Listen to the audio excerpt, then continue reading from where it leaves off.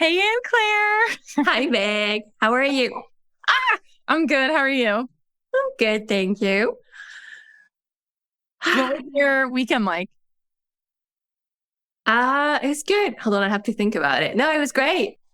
We were busy-ish, but like a reasonable amount of busy for me because we had a bit of social events, but just enough to not sort of deplete my energy bank and some family stuff, but like lighthearted. And then a lot of time with my partner, which is always nice because, well, there's this quote that is like, love is a 4-letter word spelled Time, time. I can't remember who said that, but I heard that once and I was like, ouch, because at the time I was not prioritizing that. And so now it's something that I try to like keep in mind. And that's what we did on Sunday. And it was great. So What did you guys do? it's just like, spend the day together, like wake up slowly. Okay, I'm going to sound spoiled, but have my partner bring me coffee in bed, watch something cute. There's like this little show called Wild Babies on Netflix. So we watched that. Wild babies. What? They're like animals, like little baby animals. And it's like a show on what happens, like how they have to survive and things they have to learn and stuff. And it's mostly cute. Like there's not like too much like weird, gory things because as we know, the wild can be genuinely wild. And so that made my heart happy. I'm thinking Babies Gone Wild. Like, woo! They're like on the pole. No. No? It's Okay. very, I don't know. It's a weird thing maybe about me, but that melts my heart a little bit, a lot. So that, and then obviously breakfast happened. And then what did we do? Oh, we went to this like a gym spa thing where we totally skipped the gym section and went into the spa section because, that's the better section of it. Also, I'm not into sweating with my partner. I prefer to just have the bubble bath and the little hammam and sauna and whatever. Like, also, we just don't click. We're not the same movement people at all. Like, he's into the I'm running, and I'm like, I am so not running. I'm yogaing over here. So we don't match. So we don't try that. But the spa was nice. And then we had lunch together. And then I'm saying way too much, aren't I? I think you are sharing a beautiful summary of your week or of your day with Steven. It sounds so basic. I feel partly like I'm oversharing and partly lame. So my definition of oversharing is a little different than yours because I think of oversharing as TMI, and you haven't shared anything to TMI yet. So I don't think okay. Sharing. It's probably because I'm a very private person, and so it feels weird to share all of this. It's fine. I don't think anyone that actually knows me in real life watches this. Hopefully. I don't know. Be surprised. Then again, this is normal couple stuff. So, oh well. I was with my mom this week and we saw these two comedians on YouTube, like chatting it up on a podcast. Like you see those YouTube videos where the comedians are like lounging on a couch, like ripping on each other. And it's like, She's like, that reminds me of you and Anne Claire's show. And I was like, really?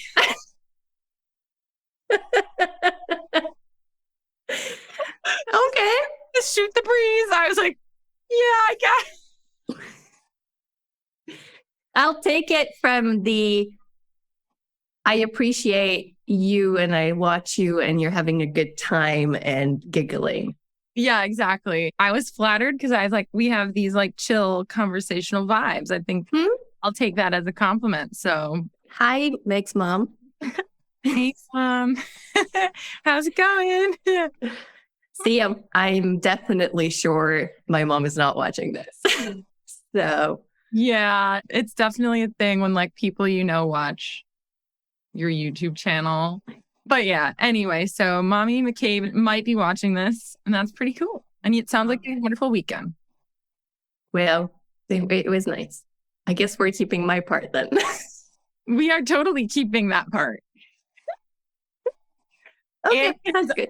Anne Claire thinks she's oversharing when she shares like 3 sentences about her weekend. Yes. I am a very private person, naturally speaking, like, and I'm an introvert. So it feels like, it's fine. Oh, and actually, considering today's question, it sort of fits. Because we were talking. So hold on. What was the question? What are we still not so great at? As in like skills or things that we maybe have learned in recovery, but it's still not so easy for us to do today. Because for anyone who is wondering if this question makes sense, we recovered from an eating disorder. We did not recover from being human. So there are still parts of us that struggle every once in a while, or simply patterns that are still sticking with us. Not that I'm suggesting I should fix me being introvert or being a private person. This is not what I meant, by the way. But, anyways, this is me talking a lot. Meg, please share with me. What do you still suck at? What do I suck at? Well, I will say, first of all, going through eating disorder recovery, gets you going with those life lessons and healing a lot of the things you suck at. So that's a good thing, but there are definitely still things I suck at. And one thing that I carried with me for years, I've been wrapping my head around healing this, was really my ability to identify and express difficult emotion, because I was always in a kind of a home environment that's very positive. And so I think my eating disorder came from feeling difficult emotions and not really knowing what to do about them. So just pushing them away or pushing them down and kind of using behaviors to release them without even consciously being aware that they were there, honestly. And I really did recovery in a slapstick, messy way. And so nobody told me about the emotion thing. And I must have gotten better at feeling emotions and stuff. But I really didn't start going through emotion boot camp until later, because I ended up being kind of a partier after recovery. So I went from not feeling emotions in recovery to just kind of partying and socializing, kind of drinking and not feeling emotions for a few years after that. So I'm just saying, you can get through recovery and not heal some of the big stuff. And so I'm impressed. I would not have been able to recover without doing the emotion stuff, because that's literally what would hold me back. Trying to avoid the difficult emotions and all that. That's what threw me back. That's where I lapsed. So it's just whoa, I'm impressed. That's how much I had disowned my emotions, though. And the negative ones. I was feeling emotions, and I must have gotten a lot better because I did heal. All of my behaviors were gone. My relationship with food was transformed. I was so free with eating, and body acceptance was there. It's obviously still there, but there was that part of me that hadn't touched into really identifying anger and feeling it.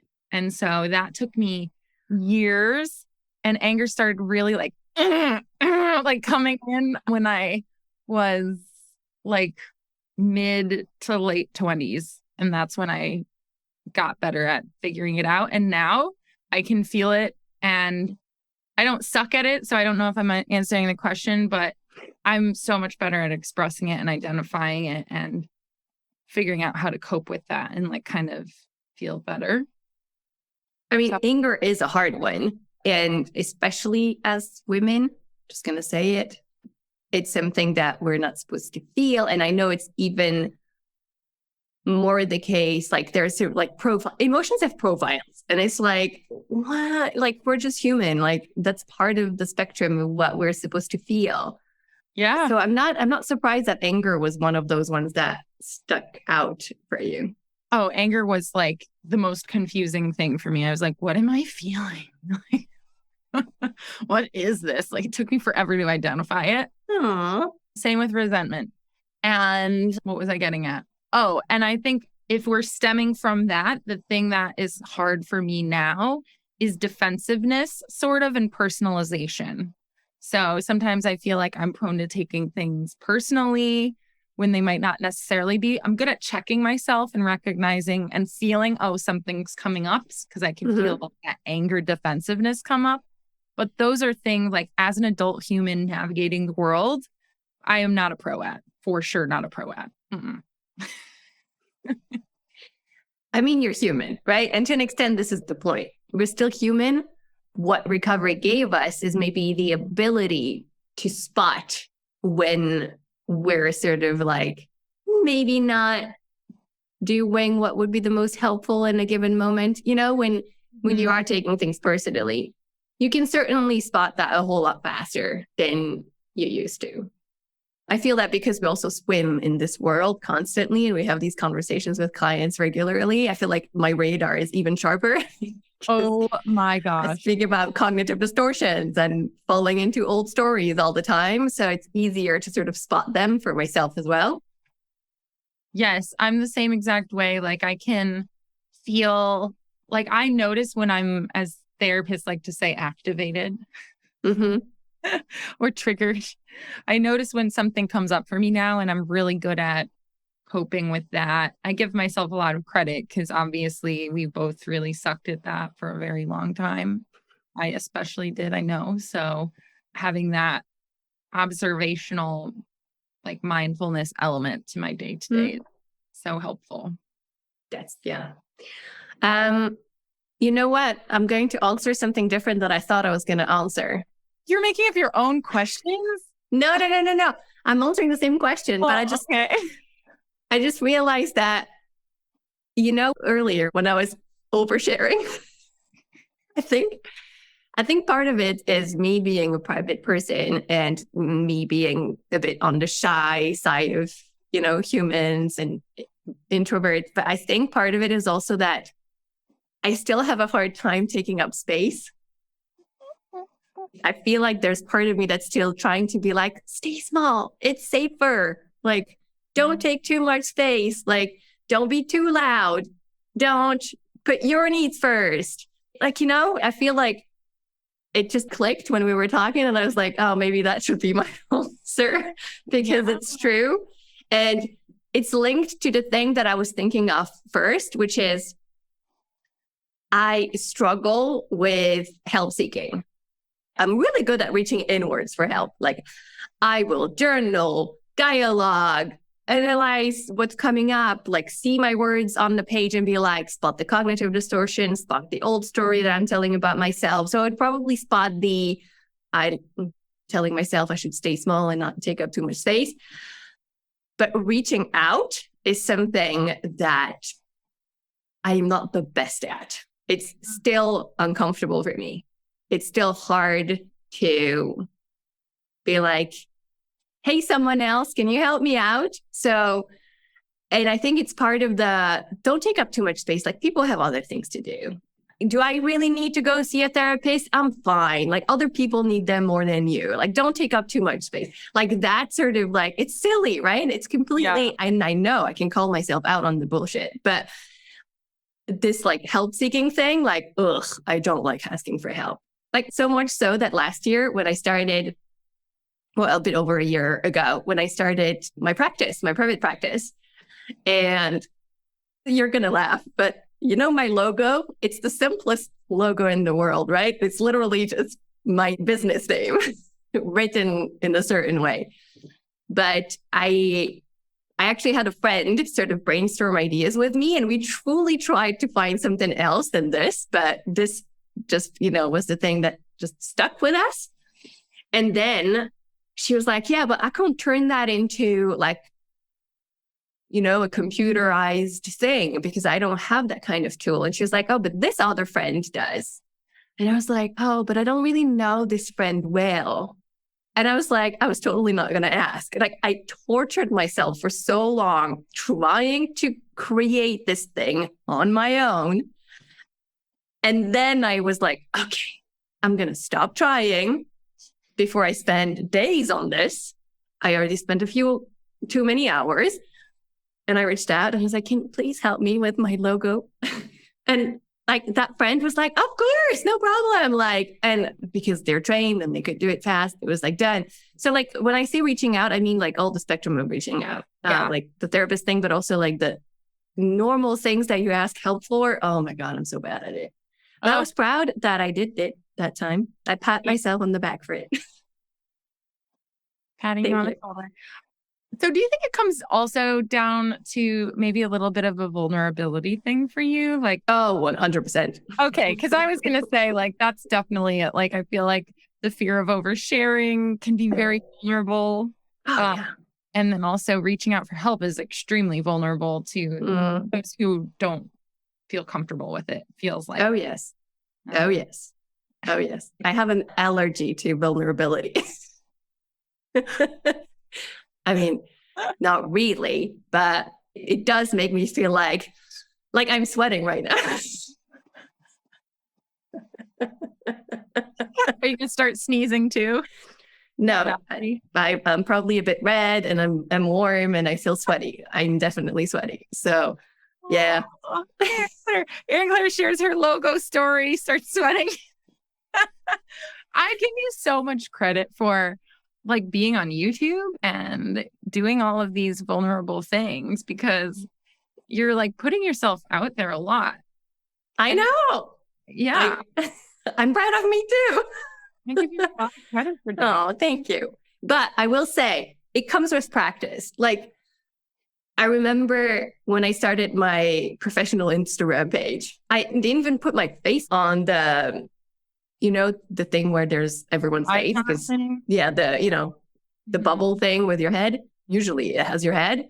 At first, I put my logo there and I started making posts that didn't have me at all on there. And then it was my birthday. So I was like, I'll just put one because it was my birthday. And then I left it like that for like the longest time where I wasn't in the little, profile thing. And I would not appear on any of the squares. And then I was like, I know it didn't make sense theoretically, but I also knew I had to give myself time to get used to having that presence and taking up that space as a coach online and sort of like, when you buy shoes and you have to walk in them for a bit until they're comfortable, you have to break them in. Yeah. That's what I was doing. I was breaking my new shoes in, and then I started showing my face a bit more. And so if you scroll all the way at the beginning, you'll see that there's basically just a bunch of squares without my face on it. And then suddenly I appear. And that's, I feel, when I allowed myself to become more and more vulnerable and show more of me. It took a while before I did my first live because I was like, and now I do them weekly. So, I think there's who we are and we can honor that. And that's okay. And then there's one of the biggest lessons of recovery, knowing that growth only happens outside of our comfort zone. So, yes. I think that's good you've felt it. You have felt experience of growth in those baby steps with just vulnerability, showing up online. That's so important. I can relate to, I never thought I'd be on YouTube. And when I first started coaching, I hated telling my story because I was still kind of ashamed of it. I think it can take people years to really be open in that way. It's normal. I mean, it's hard to talk about things that are so personal. When you and I are talking about some of the most personal things that we could be talking about, and granted, we don't share about everything in our lives, but still, we show up authentically and we share about pieces of our brains and of our hearts and our souls. And yes, some of that might be in the past, but it's still a part of us today. Mm-hmm. Yeah. So, yeah, I mean, there's that. We'll suck at stuff, and I hope you guys recognize we're human, and you will continue to be human even when you recover. So you will gain so many gifts, so much wisdom from recovery. However, there will always be things that you will be working on because that is part of expansion in life and growth in life. And that's my words of advice and wisdom for everyone. Is just have patience for yourself. Even when you do reach recovery, there might be another mountain you have to climb in a different way, in a total different form, which is I love that. Yeah. And I mean, realistically, there will be. Life is life. Something's going to go bad. Not that I wish that to anyone, but things get hard in one way or another just because we live human lives. But as much as I wouldn't wish recovery to anyone, like suffering from an eating disorder, yeah, that's the better sentence. As much as I wouldn't wish to anyone to suffer from an eating disorder, recovery does give you gifts for life beyond your recovery from the eating disorder. And, you know, if you and I can speak in such a lighthearted way about the things that we're still not so good at, it's because we know that we can still have the tools and the skills to do the things. And that's a big difference. Like in the past, I didn't have them. And it even took a while to trust that I could trust myself, you know, to know like, it's fine. I got it. Like me has got my back. Yes. Mm-hmm. Yeah, I think that's part of it too, is once you go through recovery, you have this new trust in yourself that you can handle the hard stuff. You've been through it. And especially right out of recovery, I would always tell myself, I've recovered from an eating disorder. I can literally do anything. Like if I can do that, I can do anything. And I believe that still to this day. That so much that's strength. Cute. Because it's funny because like I thought, I don't even know. I never thought about it this way. Isn't it cute? Like I always thought it is cute. I mean, it's amazing because I always thought it's more about the skills and the person I became than about the recovery itself. But then I guess that's what made me train to have those. I definitely honor all the skills that I gained and all of that. And I still am so grateful for all of that. And I see the importance of those. I also see recovery as evidence that I can do hard things, just the process itself and like the resilience in there that I was able to prove to myself that I have. All of that helps me move forward. Yeah. Especially when I first got out of recovery. I remember saying that to myself all the time. So Meg, next time you tell me about something that you want to do, but you don't really do it, should I remind you that you already did hard things? You should. That's exactly what I was thinking. Okay, guys. So we're going to tell you about another thing I think I suck at. And that is I talk myself off a ledge all the time. Like I have these big visions of things I want to do. Like I'll be like, I want to pitch this podcast sponsor and or something with the collective. Like I want this guest speaker in the collective, or Anne Claire's talking about retreats and I'm like, yeah, that sounds great. And then I will just sit there and talk myself out of it. Or like the inner critic will be like, you're not good enough, blah, blah, blah, blah. You don't have the credibility. You don't, you know, and then I will just sit on that desire for a very long time and utilize, okay, now I'm processing as I go, utilize the I don't have enough time, energy mentality to not do it. So my self-compassion and humanness, I almost like will hijack it into, oh, well, like, take it easy. You're already doing so much, you know, and it convinces me, oh, I shouldn't do this. And then that's when Anne Claire steps in and goes, come on, just send the email, just do the thing. And I'm like, okay. It takes me like a month. And then finally Anne Claire gives me a little nudge and I will do it. But it's so funny because I feel like this is another example of how you and I are complementary. Yeah. Because, you know, I come in and I'm like, of course we're going to do that. You know, like when you said, yeah, I feel like a yes for the retreat, but then, you know, not really trying. I was like, okay, we're making it happen. And the ball was rolling because once I'm decided, like I'm pushing the ball so that it rolls, or the guests. And I'm like, come on, of course. And then I remember telling you even at some point, like, it's fine. I can do it for you if you want. Because I totally knew you were going to be like, no, it's fine. I'll do it. Which was really hilarious because it sounds like a parenting technique, you know, it's like, you don't want to do it, I'll do it. And then it's like, nah, fine, I'll do it. That reverse psychology, is that what that is? I don't know. And here's the point where I'm thinking, this is actually my kryptonite. The fact that I get all the freaking balls rolling and I don't stop myself from rolling the next ball.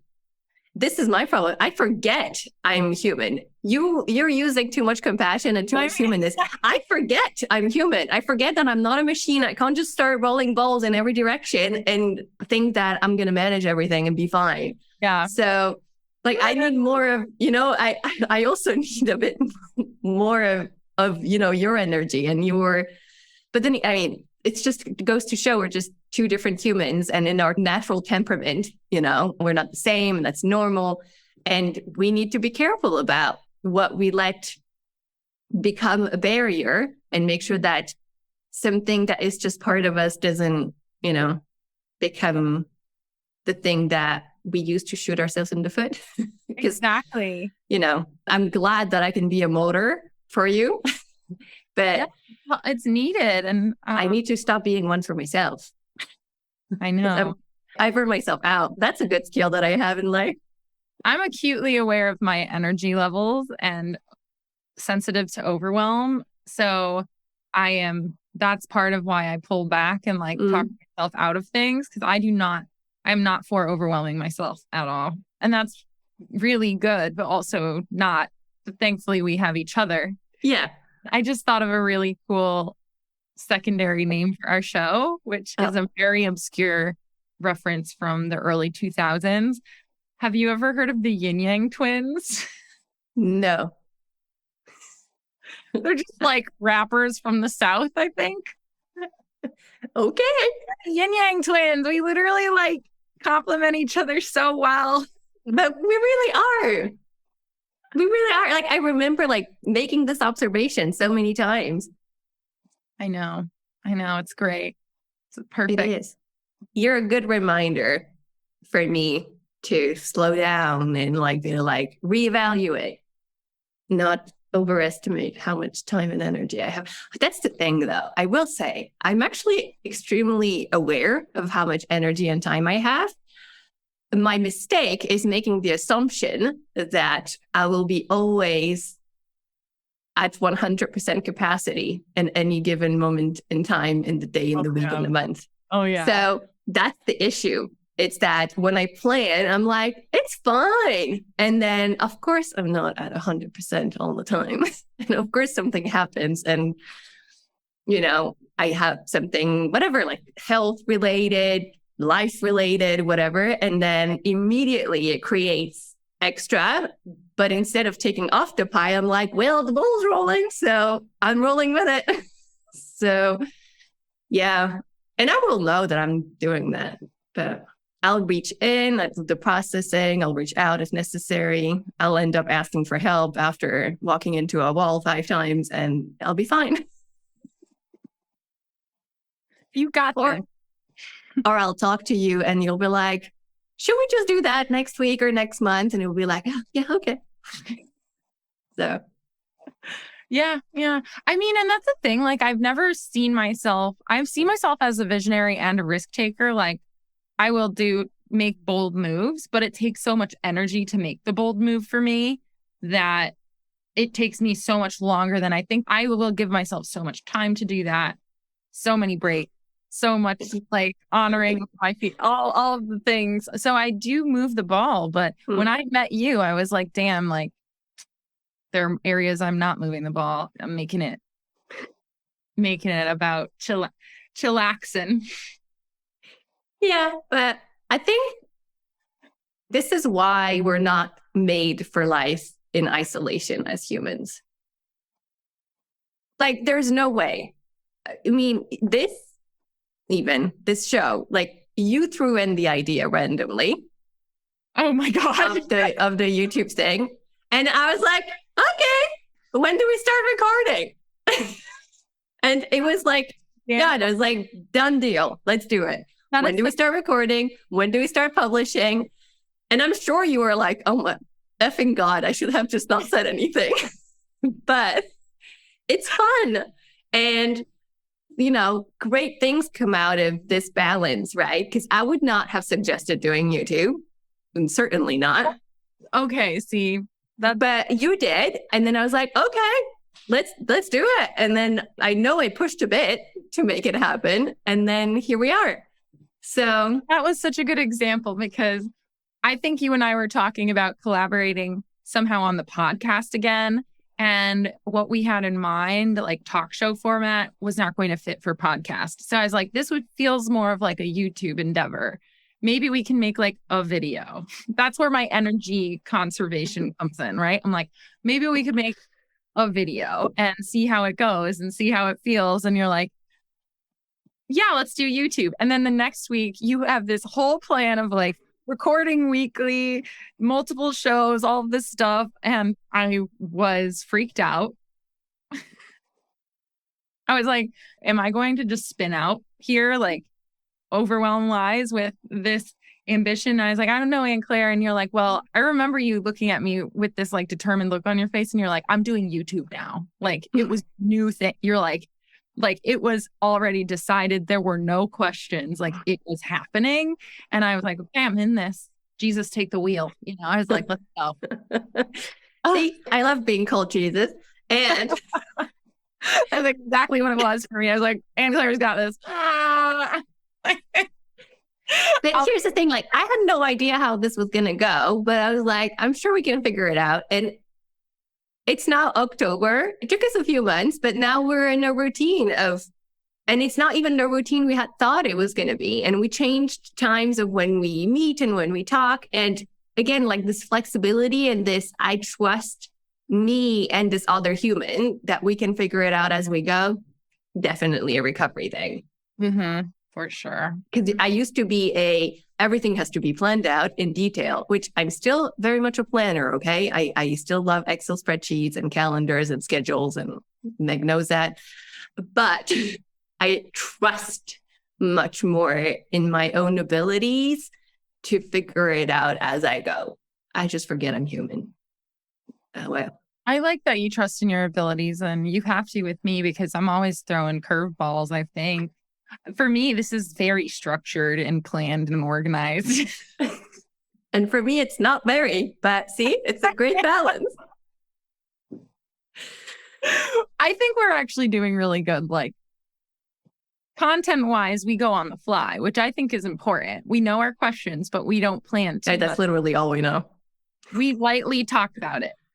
Anyway, we're giving them too much information. We're giving you all too much information about our We're being too vulnerable. See, there is such a thing as oversharing. We are oversharing.